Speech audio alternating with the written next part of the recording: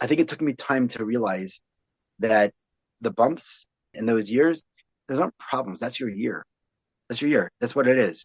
And Mm, and if you have a problem with your roommate or you have a problem with your teacher, it's not a problem. That's your year. And wow. Hashem put that in your year, and He wants you to have that in your year. And the you you're going to be from a year with a problem with your roommate or a problem with your teacher is exactly the seminary year that you're supposed to have. I think that students, they'll look back at their year and they'll say, like, if Mm, only, I my class was more serious. If only my roommate was better. If only, and that's a very unfortunate way to look at it. Sometimes it's just not going to work, and mm. for whatever reason, it's not beyond, it's not in your sphere of influence. There's nothing you can do about this. Then embrace it. This is my year. This is not a problem in my year. This is not a brokenness in my year. This is my year. This is the year that Hashem wanted for me.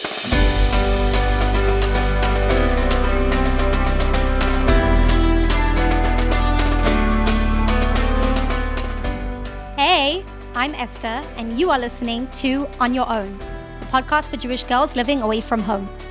Each week, we bring you an inspiring person or message to help you confidently navigate life on your own so you can achieve real growth and independence and take ownership of this foundational stage of your life. For additional resources, tips, and to stay up to date on future episodes, sign up for the On Your Own newsletter, linked below in the description. Looking forward to spending some time with you today. And now, to this week's episode.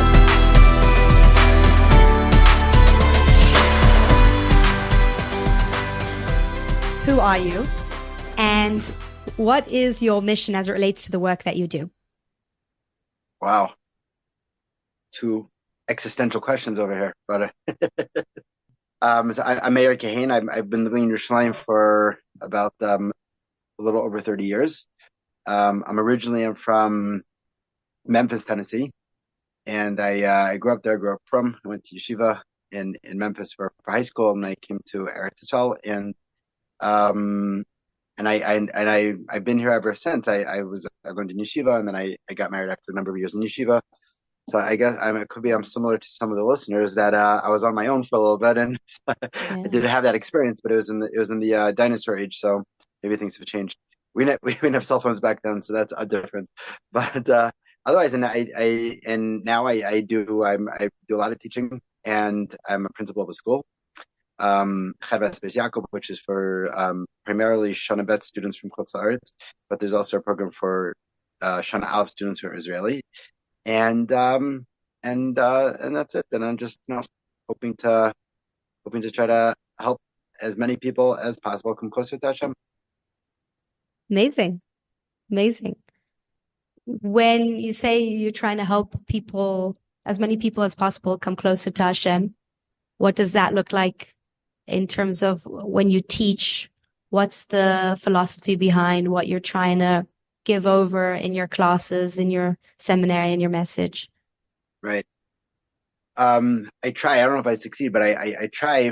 I tried to understand the students and where they're coming from, and speak to what's going on inside of them. Um, I didn't really like school. I appreciated the content of school. I like learning a lot, but sometimes I felt teachers were more trying to give over, their information as opposed to really appreciating what the students were needed to hear or wanted to hear. So I don't know if I succeed. It could be I'm making the same mistakes as them, but at least I attempt to try to be in touch with what the students are grappling with and what they're struggling with, and hopefully to be able to give them the type of guidance they're looking for. They may not even know they need it, but hopefully by the end of the class they heard it, to get them in the direction they want to go in. But it's much more. I think I try again. Who knows? But I like to be much more student based than Mm. and try to prepare material that I think will speak to what's going on inside of them. Wow. That's particularly important in this generation where information is so available. Like teachers aren't really there for information like they used Hmm. to be. We have the internet, we have Yeah. Shimrim Right. online. Yeah. Especially So now, and sometimes the students have phone and they're fact checking things you're saying. It's already you feel obsolete at a point. So what still ChatGPT can't do yet is to is to be able to know what's going on inside of you. So I don't know, who Hmm. knows, maybe we'll get there. But for now, we still have what to We're still in business. do. Why do you think that the seminary year is such an important one in your experience? And we can also add that you said that you focus on Shana Bet as well, so the 1 or 2 years of seminary. Right. Um, yeah. In so many different directions here. I think primarily the type of learning that's done in seminary is something that I don't think can be achieved in high school. I think that high schools do have certain material that just need to be taught because they're high schools, and you have to there's a certain amount of base material that a person has to know, and but not necessarily is it the type of information that's going to promote the type of growth that a student needs. It's things they need to know. You have to know math, you have to know science, and even within Torah, there's certain information that you simply have to know to be able to be a good Jew. But then there's the real self-development component and the real self-work and the real avodas Hashem that doesn't often come out from high school curriculum. And seminary, that's what the year is about. Different schools are better at it or worse at it or tried differently than other places. But generally speaking, what's being worked on in seminary and what a student will come to seminary to get is to develop a dimension of their Judaism that they simply were not able to get in a regular high school. That's that's that's as far as the curriculum goes. And being away from their old life gives them the opportunity to start from scratch, be able to change a lot of things that they may behaviors, patterns, friends, relationships that may have been part of their life prior to coming to seminary. So when you're starting on a clean slate and you're starting with a fresh piece of paper, so you're able to hit restart on a lot of aspects of your life. And that's a major plus for seminary. Of course, having said that does get challenged when with the access to the communication access nowadays it sometimes makes it hard to have a restart because Mm. you can basically live where you were, yeah, and be in seminary. And also there's, I think what a lot of what this podcast focuses on is the ability to be independent, the ability to make a lot of your own decisions and to make a lot of your own choices. You're not going to have a parent waking you up in the morning to go to school. It's something you have to do yourself. All these various things come together, and ultimately this year is, as people unfortunately mistakenly claim it's some type of luxury. I can't fathom that. It's a necessity, and no, and Baruch Hashem, Klal Yisrael has figured that out and been able to make it accessible to students. Mm. It's so interesting that you said to start on a clean slate. Why do you think that's so important? I think that a lot of the things that we are getting wrong in our avodas Hashem or getting wrong in our growth or even in our behaviors just because it's habitual and because this is just the way our life is, and we wake up late and we don't daven, or we have bad friends, or we and when you're able to Mashana Makom Mashana Mazel, there's definitely a mystical element to it, but there's also a very practical element to it. You go to a new place, and nothing that was needs to be anymore, and that seminary allows you. If you go with a lot of friends, so then obviously that might be more challenging, but still, it's a fresh start, and a fresh start is major. It's like a Rosh Hashanah all the time, right? It's like That's very interesting. When it comes to dealing with hardships, I spoke to a few of your students and I said, what's a topic that Rabbi Kahane is passionate about and that you've connected with? And they said, they gave a quote, and now I'm not remembering what it was. This idea of being able to rise up from your struggles instead of letting them get to you. And this is something that seminary, with all of the, the opportunities that we've spoken about, definitely young women get confronted with challenges maybe in a way that they haven't before, or they're coming already having faced challenges and now are trying to maybe make sense of them for themselves. And as we realize every year that goes by, I realize it more, life is just full of challenges. There's no way to really run away from them. So what do you think is a mistake you've seen young women make when things start to get hard and life starts to get tough, or they've been through something difficult, what's a mistake that they make in their approach? Right. I think you did actually touch on it when you were asking the question that they tend to run away from their challenges, and that's something that's getting more and more common, unfortunately, is that instead of confronting and becoming strong from the challenges, so what we'll do almost instinctively, unless we catch ourselves, is try to run away from our challenges. As a teacher, I'm sure you've experienced this, and it's in recent years we've noticed that students will leave class very, very often, or they'll even not even come to class.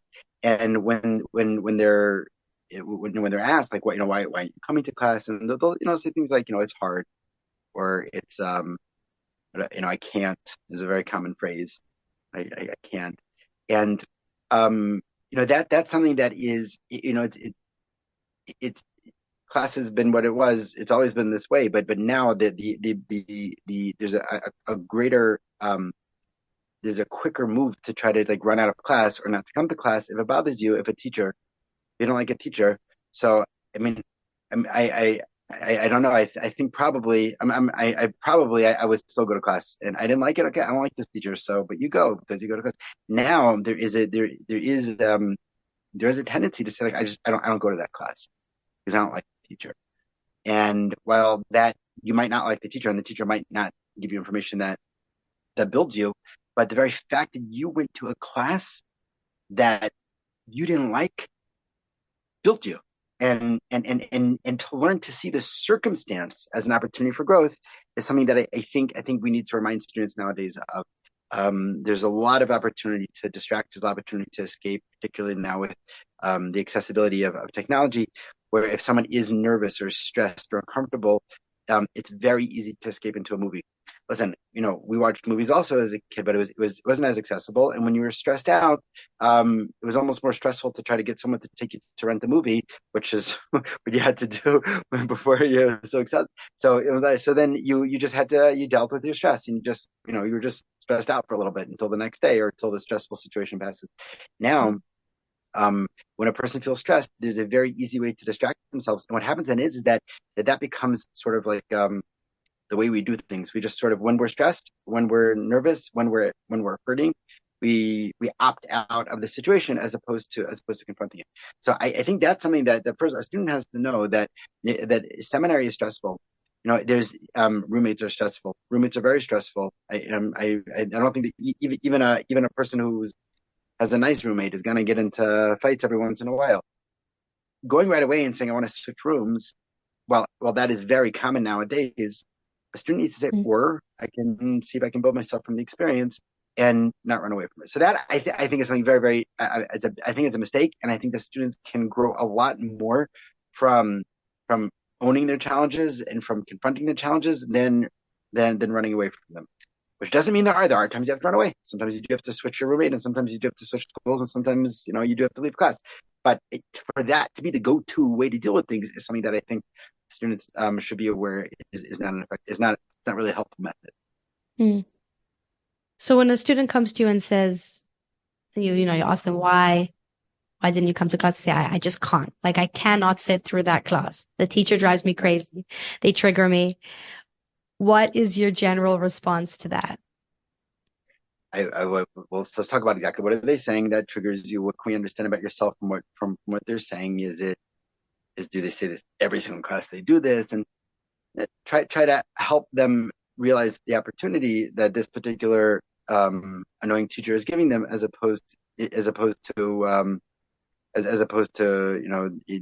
trying to escape from it. But I personally would work with them to try to see how they can become stronger from the circumstance, as opposed to running away from it. I think the world at large is going in that direction, where effort and exertion is really trying to be sort of extracted from our reality. I like it also. I'm good with it. But I remember, probably you remember this when we first came to Eretz Yisrael, and when you wanted to wait for a bus, Yeah, you didn't have that little digital thing telling you when the bus Right. is going to come. You certainly didn't have a smartphone telling you when it was going to come. So what did Yeah. you do? You waited. You waited, and you had no idea when it was going to come, and sometimes it never came. And while it's true that you missed whatever it is that you had to go to, but because you waited, you just built yourself as a person who chipped a little bit away at their impatience and a stronger person from the experience. Now, nowadays, that muscle is just not built. Again, I'm a fan. I'm very happy with those digital things. I'm not complaining, but I will tell you that when you're looking at the sign and it says the bus is coming in 4 minutes, and you're like, that's too long, right? And you realize, probably it's really 3 minutes, but just didn't switch yet. So then, yeah, these are the types of things that unfortunately we miss out in this generation. And just no, challenge is not bad. That's actually something I do say to the students a lot. Is that pain is not bad. Pain is what it is. It's not bad. It's evil. It's not. It is what it is, and you're going to decide if you're going to turn. If you're going to become great from it, if you're gonna let it hurt you. Right? It'll hurt. Might hurt, but yeah, Yeah. if you're going to become great from it, you're going to let it destroy you. Yeah. Why is pain not bad?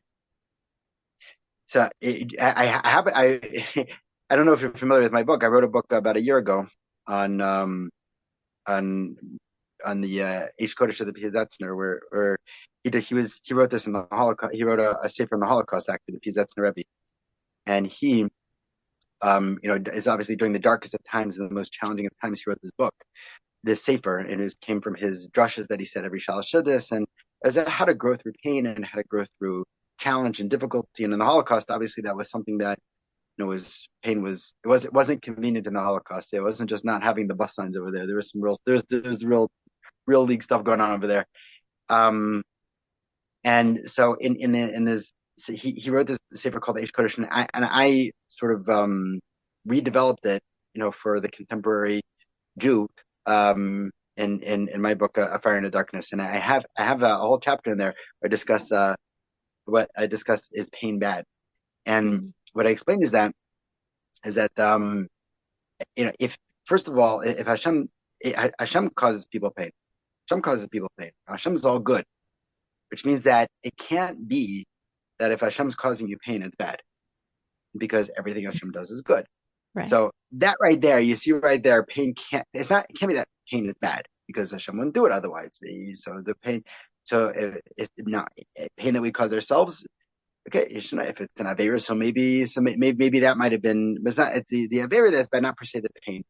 Pain is what it is. Yeah, it's not evil, and we ourselves don't really mind pain. And the truth is, we will put ourselves in pain a lot. And I think, if pain was evil, then I don't think anyone would have a baby. Having a baby is painful. Right? It's not evil. Pain is inconvenient. It's undesirable. It's evil. It's wrong. It's bad. Not everything that's uncomfortable or undesirable is bad. And that's something that I think we have to switch in our generation. That just because you don't like it doesn't make it bad. It could be you just don't like it. But to say that evil, I think would be a wrong. That would be a wrong way to define pain. It's not evil. It's just uncomfortable. Would you define pain as discomfort, or are they two separate things? Discomfort. Pain is uncomfortable, and there's a big spectrum of uncomfort that comes from low to high, and pain is very, very uncomfortable. There's very, very uncomfortable pain. But I would say like this. Here's the way I would say it: is that you can be in pleasure and in pain at the exact same time. So pleasure and pain are not opposites. What is an opposite is comfort and pain. You cannot be comfortable and in pain at the exact same time. You can have pleasure and be in pain at the exact same time. And what I think anyone who's really ever had pleasure before will appreciate is that it always comes with a price, and that really the greatest pleasure comes with the highest price tag. And as long as we learn to focus on the pleasure and not on the price tag, so then we can really, even in a chocolate bar, which is incredibly pleasurable, but the calories are there for sure. So it's not per se painful, but it's exercising. Exercising is painful, but people love it. They love it. They love exercise. I'm not one of those, but people do love exercise, and they get so much pleasure out of it, even though they're hurting. Now they're not comfortable, but they are having pleasure. And so I would comfort and pain are opposites, but pleasure and pain is not. Pleasure and pain can coincide, can exist. And certainly when a person really confronts their challenges and really says, I'm staying in class and I'm not going out and I'm going to this class, and they realize how much they just built themselves, they can have tremendous pleasure from a painful situation. So pain and discomfort are almost opposite. Pain and comfort are pain and comfort are opposites, but pain and pleasure can actually coexist. And sometimes even pleasure can only come as a result of the pain. Right. So interesting. Almost anything that really the higher the pleasure, the higher the price tag. I think everyone will say that raising children is probably one of the most difficult and at times even painful, depending on the circumstances. But at the very same time, we'll say it's the most pleasurable. So that's not like when it's hard, it's not pleasurable anymore. It's not true. It's pleasurable and it's painful and it's all there and it can coexist. I do think that there is maybe in this generation more, because I see it with myself, a belief that we can circumvent that we can somehow get to that pleasurable and that goal life that we want by avoiding the pain and this discomfort. Right. So that was part of what I hope to impart to the students, is that that's not there's every pleasure has a price tag. The higher the pleasure, the higher the price tag, and you cannot get pleasure by avoiding pain. It just doesn't work that way. And whether from having a relationship to earning money to self-development, it's all going to have pain. Wow. Now, relationships, which is a very high level pleasure relationships, but there's some of the hardest work a person ever does is in his relationships, and the more he invests in that relationship, the more pleasure he's going to get from it. But it's hard, Yeah. I did no pain, no gain. As I don't know who made it up, but it happens. It happens to be very Torah concept. Wow. And it's helpful that it rhymes. It's easy to remember. Yeah. No pain, no gain. Well, I have actually a lot of questions. One I want to put out there before I forget it, which is, are there certain types of pain that we should try and avoid? Pain that will not progress my development, we can try, then it'd be worthwhile to try to avoid it. Mm-hmm. But pain that I can become bigger from, meaning pain that's going to break me, so that already is not necessary. I think a person has to assess whether or not the pain they're going through has to break them. And sometimes there's no option. You're going to have to go through it because Hashem decided that you have to go through it, in which case, obviously, there's building capabilities there. But, to take just to punch yourself in the face and say, like, why would you do that? Pain isn't good either. Pain is just part of it. It's not good or bad. Pain is what it is. Pain is not the goal. Use it, right. Pain, now it's the means, and if Hashem does it, so then gives it to you, then for sure there's the opportunity for growth there. But if you have the opportunity to put yourself and inflict pain on yourself that will not promote growth, then why do it? It will not allow it. Sometimes promote growth with effort, in which case a person has to really give it some thought, because this might hurt, but but otherwise no one's gonna cut their heart in half. No one's going to do that. But if a person has heart disease, so then they're going to ask the doctor to do it, and they're going to pay the doctor to do it. Please cut my heart in half.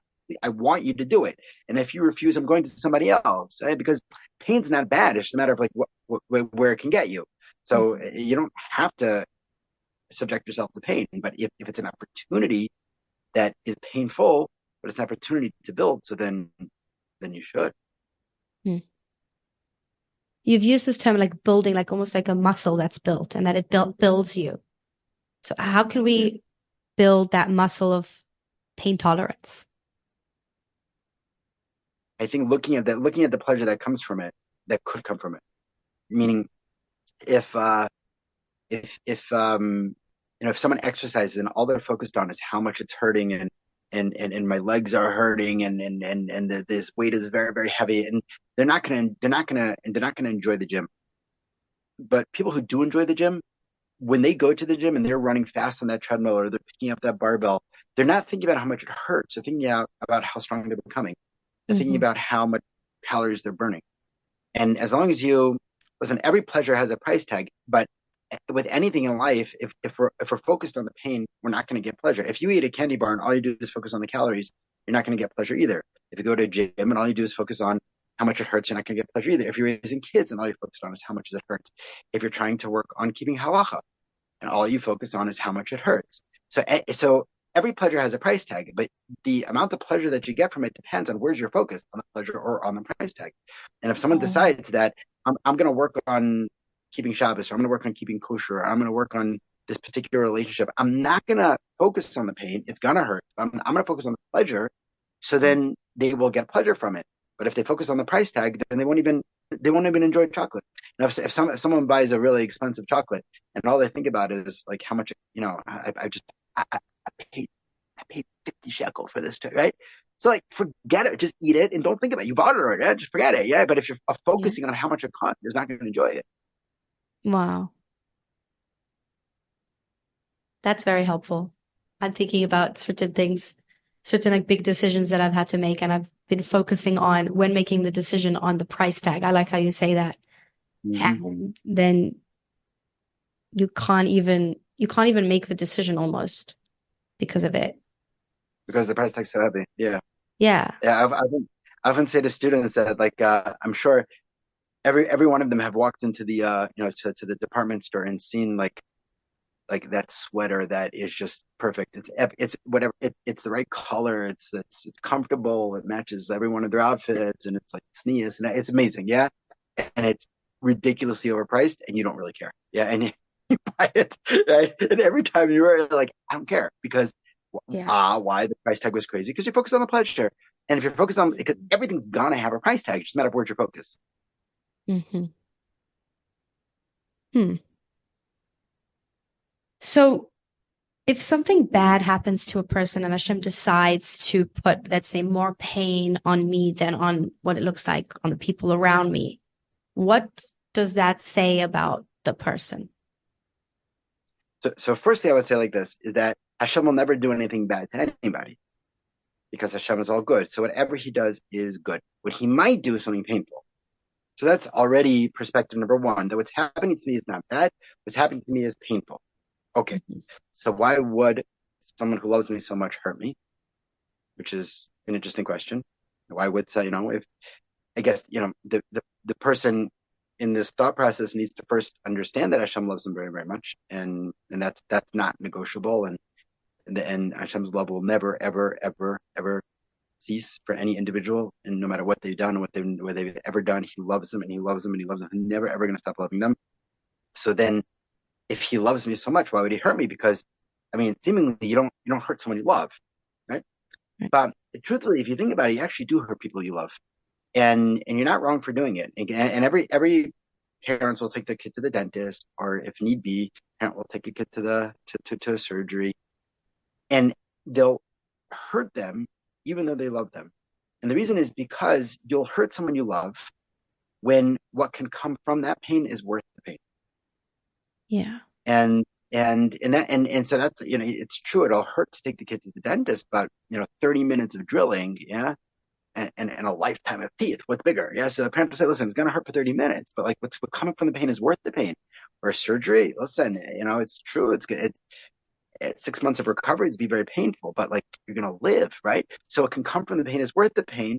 So you'll give someone you love pain, which means that if Hashem does love me, and that's the given that the Torah tells us that Hashem will never stop loving me. So if he will never stop loving me and he's putting me through pain, so what the conclusion to come to is it must be that what can come from the pain is worth the pain. Now, whether or not what comes from the pain is worth the pain is probably my decision. Meaning if I decide I'm going to grow from it, I'm going to build myself from it, I'm going to become bigger from it, then the me I'm going to be is bigger than the pain. But if I decide that I'm not going to allow the pain to become a catalyst for my growth, but rather I'm going to get frustrated with it, or I'm just going to run away from it, or become a victim to it. So then what's going to happen is that I'm not going to become, so then what's going to come from the pain It wasn't worth the pain, but that was my decision.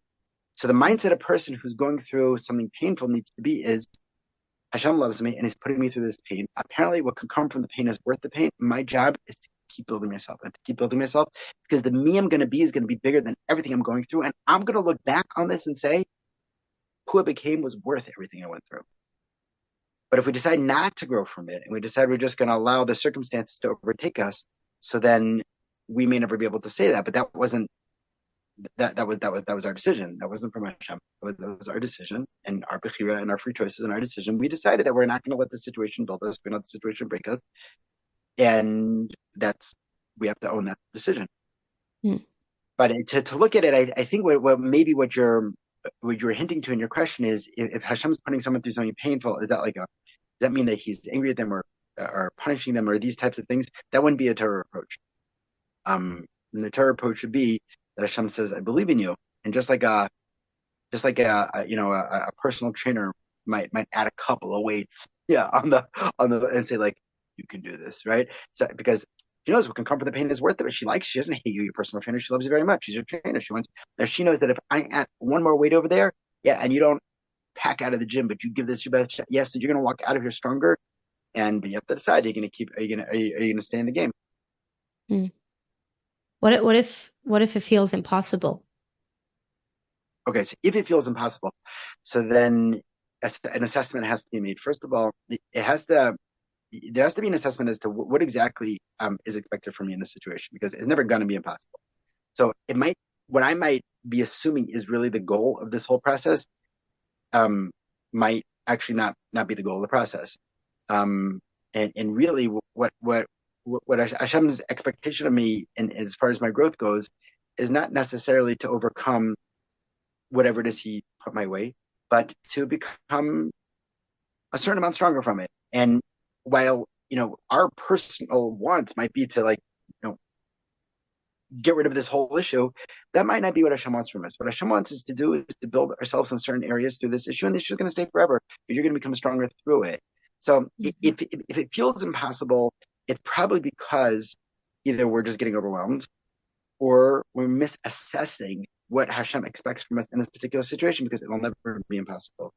I think really, it's an unfortunate example, but a really good example is sometimes there are individuals who are struggling with emotionally with mental illness and emotional illness, and very often we see the goal is that, my goal, the goal, the way I beat this is if I stop being mentally ill. And that's generally not a fair assessment as for a goal, because, I guess there are probably times when a person can, I don't know exactly how mental illness works, but usually the assumption is that certain things are just the way a person are to an extent. And so in which case, so it feels impossible to never have this mental illness. That's true, because that's not what's expected from you. What's expected from you is to be the best you can be given the mental illness, right? So it's true. The person might have this thing forever. That's true. But they're going to build themselves through this circumstance. And so what was expected from them was possible. They just thought something else was the goal. And that wasn't at all what Hashem wanted from them. Sometimes it's a hard pill to swallow, because we just want to free ourselves from any difficult circumstance. But just know that the Hashem who loves us very, very much has given us our circumstances, and he knows what we need to become the best me that I can be. And sometimes, Hashem's plan for us is not necessarily that I should not have this situation, but that I become an amazing me through my situation. It's interesting, because that's maybe what we would call like acceptance. Yeah. Which almost in a way sounds like complacency, which is the opposite of what we're saying. It's a very fine balance. Yeah, it's a very fine balance. I think the way to set it up is that I can accept this my situation is this is my situation right now. Hashem can do a miracle, and maybe Hashem will do the miraculous. As of now, he hasn't, and tomorrow he still might not. He might, because Hashem can do anything. It's going to take a miracle, and maybe he's going to do a miracle, and he's going to change my entire situation. As of now, he hasn't, and I accept that. And tomorrow he might, but he might not. And if he doesn't tomorrow, I'll also accept that as well. When a person learns to master acceptance, well, like a weight has been lifted off their shoulders. And the worry about becoming complacent is that's what people are worried about. Well, if I accept it, that means that I'm going to stop working on myself, or I'm going to stop. I'm going to resign myself to my circumstances, and that's not what acceptance means. Acceptance doesn't mean that I'm going to stop working myself.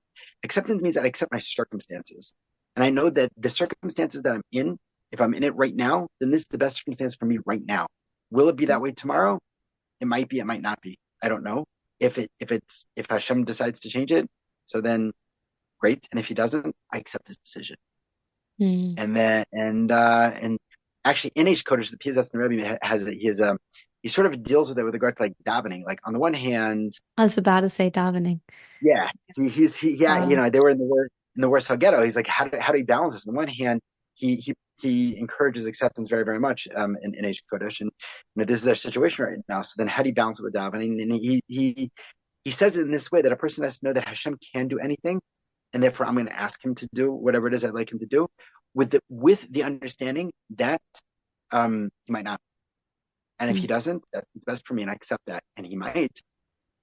But right now he didn't, and right now I'm going through the pain. Tomorrow, while I go through the pain, I don't know, Hashem might change it, and if he does, great. And if he doesn't, I accept that as well. And a person feels like once they can accept it, they feel very free. That's what I found. What advice do you have for someone who wants to work on acceptance? um, I think they have to just let themselves. I think that they have to realize that this might be what's bothering them. This like, if we feel like if we accept it, also like we're exempting other people's wrongdoings. Like that's not where they're wrong, and they're people sometimes they have difficulties with their parents, and they feel like if there's a certain muscle that can be built by saying, like, my parents are difficult. Period. There's nothing. They're difficult. They're probably always going to be difficult. I mean, I don't know. Maybe I will make a nace and they'll become healthy, but as of today, they're really difficult, and I accept that. Right? But people feel like that they're like giving up on like beating a challenge, right? But Mm. what a person has to know is that acceptance means realizing where your circle of influence is, and within your circle of influence you fight like mad, right? But there's a certain circle of influence that your influence doesn't. That's Hashem's realm, and whether or not this crazy person in your life becomes normal or not, you're not in control of that. You're in control of you and how much you grow from the fact that they're crazy. And I can accept that. Listen, they're crazy, and I'm going to be the best man that can be, and they're probably not going to change. Hashem might change it, and I'm going to ask him to. But I accept that my sphere of influence doesn't extend to them, and that balance I think can help a person work, because people get very like you're saying, like there's complacency and there's giving up. You're not giving up because you're not Mm. changing them. You're giving up if you stop changing you. That's what you're giving up. You're trying to change other people. I don't think you could have ever done that. You've been living in a facade if you thought that was what could happen. Hashem can change them, and he might or might not. You can change yourself if you give up. Now there are certain times a person has to accept that they have whatever it is, mental illnesses as well, and that maybe a miracle will happen and maybe it'll change. But on the other hand, their job is to become the best them that they can become within the circumstances that they have right now. Mm. And right now, Hashem hasn't changed it. That sounds like this takes a lot of maturity. Yeah, It's a very big balancing well act said. of multiple Yeah, things happening at the same time. 100%, 100%, 100%. Yeah, When you said circle of influence, what does that mean? there are certain things in our life that we can um, change, and certain things we can't. And primarily, our ability to change is in ourselves, and um, and we can impact other people, can change other people, we can impact the world. We can't necessarily force change on the world. We can be people who are promoting change in the world, but we can't. But everyone's free choice is their own domain. So, as far as the circle of influence goes, a person has to know that the people in their life, they can't force them to change. They can force themselves to change. They can try to influence them to change. But at the end of the day, there's going to be a certain circle of influence that they can change, the way they they can basically, and their circle of influence is going to be very, very minimal. It's Mm. basically, but but that's everything. If Hashem does run the world, and the only thing the only thing that I'm in control of Mm. is my own free will. I can Wow. try to inspire people, but at the end of the day, like I think because students get confused, but they come into seminary like, Rabbi or teacher, yeah, change me, yeah, but no one's going to change you because you're not. You may be my sphere of influence, but I can't change you. You can only change yourself. I can try to be helpful, but at the end of the day, if you're going to start doing X, Y, or Z or keeping X, Y, or Z, that's going to be your decision. That's I can change myself.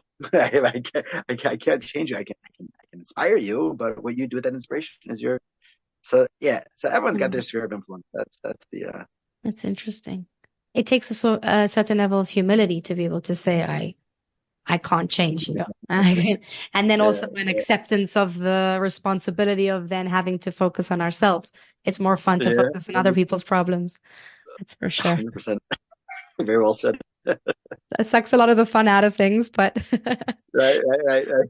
that's A growing up. lot of times it's easier to try to change someone else, yeah, and then get upset at them for not changing than to try to change ourselves and get upset with ourselves for not changing. Yes. Yes, I always tell my husband that I always get very annoyed when it's my fault because then I have nobody to blame. And Right, right, I'm just like, I'm so annoyed right now. There's nobody to blame. right.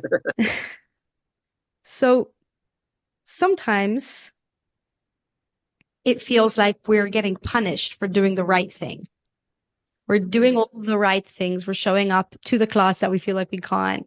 And then things still don't go I got our yelled at way. by the teacher. Yeah, right. Yeah, I finally show up and then the teacher's like commenting that I came 2 minutes late. Like, be happy I Right. came.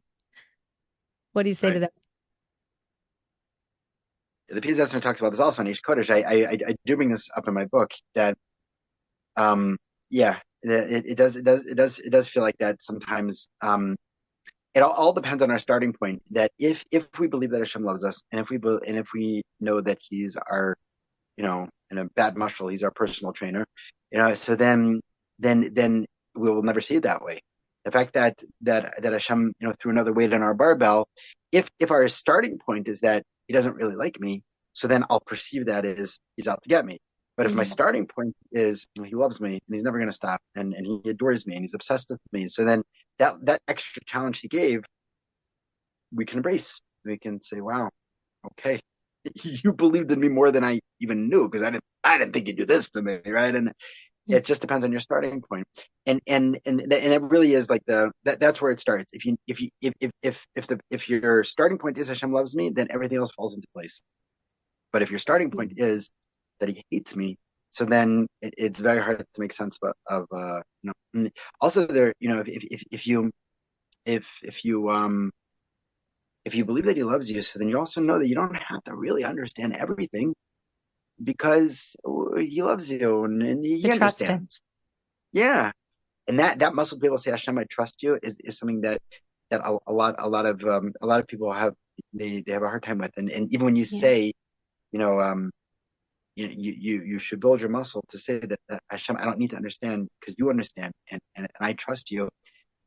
It sends like it like puts a pit in their stomach, and really it's probably um, justifiable because likely they have trusted people in the past and they've been really hurt, and so they've learned to sort of like for their own safety, like not trust people. But what Mm. happens is that Hashem also becomes like part of this picture, and as we grow up, we have to learn to say like people might not be trustworthy.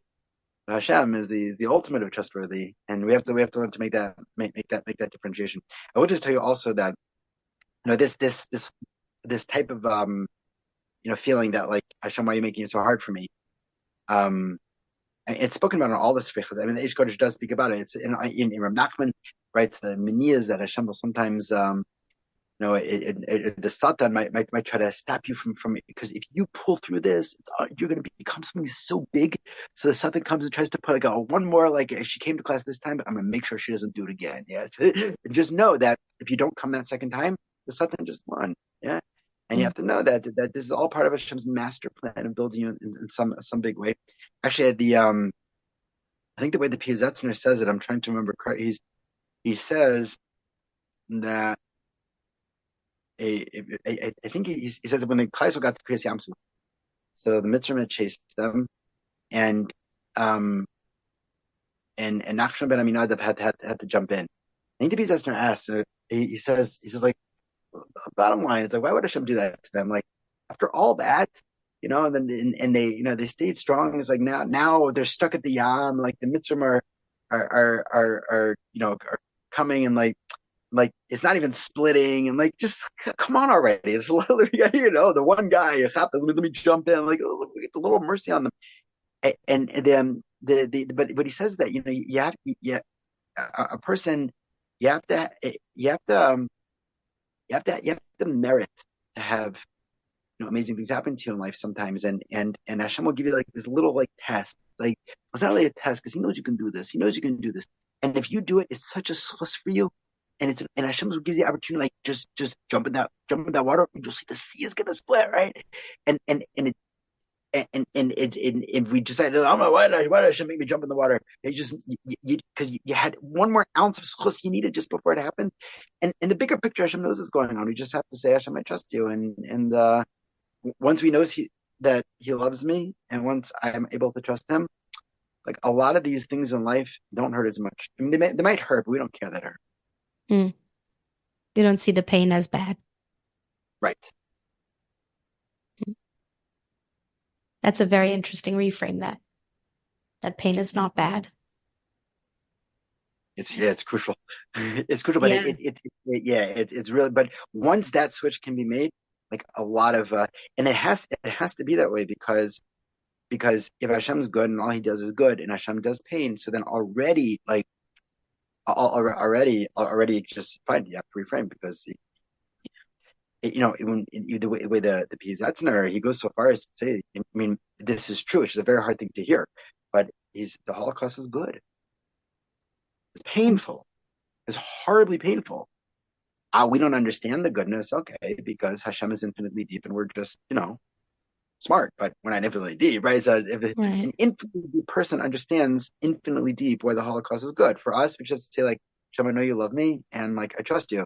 Yeah. But the fact that it hurt doesn't, no, bad people did it. Hitler made some really wrong decisions. He didn't have to be the one to give the pain. Hitler's going to get his just desserts. There's no question about it.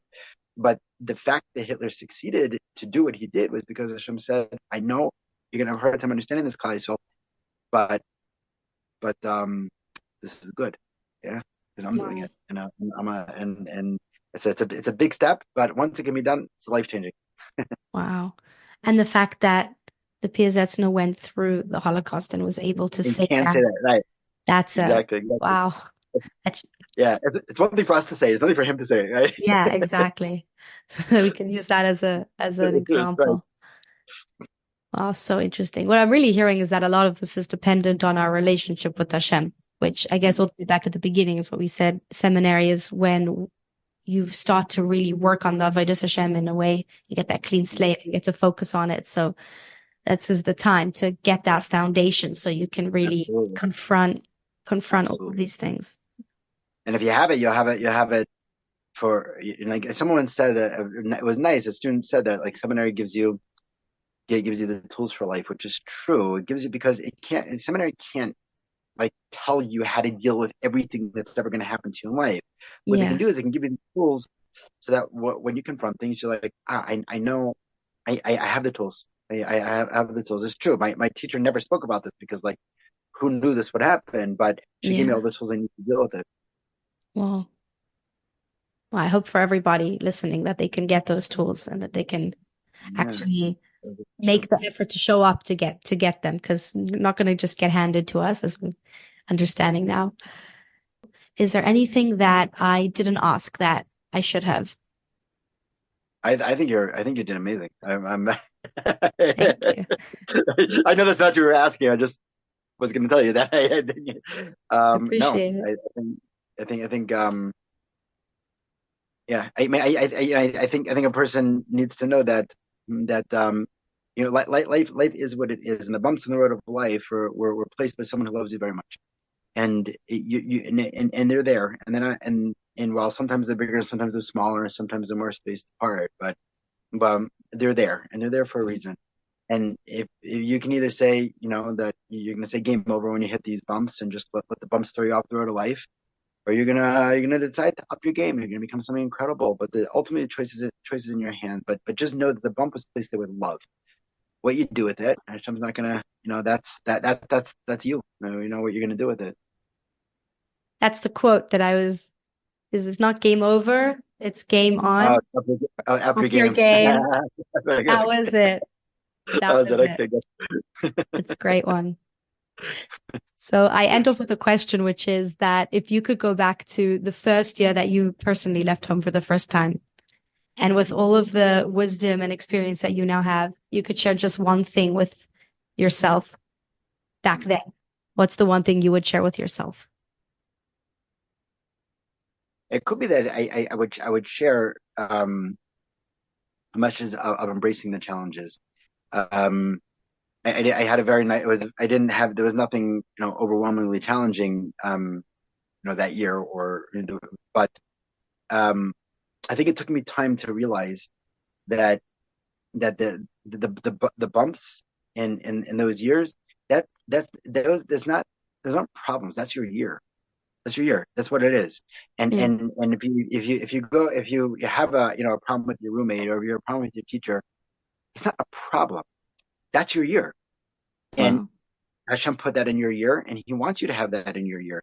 And the you're going to be from a year with a problem with your roommate or a problem with your teacher is exactly the seminary year that you're supposed to have. I think that students they'll look back at their year and they'll say, like, if only. If only, my class was more serious. If only my roommate was better. If only, and that's a very unfortunate way to look at it, because there's no if onlys. Obviously, if you can maneuver it and you're getting guidance to maneuver things, and yes, maybe you should get a different roommate, but sometimes it's just not going to work. And for whatever reason, it's not in your sphere of influence. There's nothing you can do about this. Then embrace it. This is my year. This is not a problem in my year. This is not a brokenness in my year. This is my year. This is the year that Hashem wanted for me. And so if I could go back and realize that some of the things that are natural to being away from home for the first year, and I was in yeshiva, obviously wasn't in seminary, but to know that those aren't problems. That's this way life is supposed to be. Once a mechanic said to me once, we were discussing, he said to me, it used to be that nowadays if someone, if they missed the bus, so then it's a problem. Yeah. Now, nowadays if someone misses the bus, it's the problem. It used to be if someone misses the bus, it's just life. Like sometimes you just miss the bus. And if it was your fault, so then you learned and you're going to do better next time. But sometimes the bus driver just didn't stop. You know what? That's not a problem. That's what Hashem wanted from me in your life. Embrace it. And just know the me I'm going to be from that is going to be bigger than if I didn't have it. And I'm going to run with it. Wow. Thank you so much. Thank you for taking the time to be with us today and sharing all of this. It's a huge reframe. So I really appreciate it, and I'm really excited for everybody to listen and to hear. Thank you. Thank you for the opportunity, and you should keep up all your avodas hakodesh and helping everyone grow and shag Bez Hashem. Amen. Bezrat Hashem. Thank you.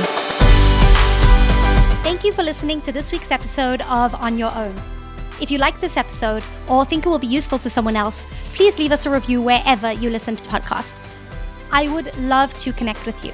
If you've got any questions, feedback, or ideas for future episodes, you can email me at onyourownpodcast@gmail.com.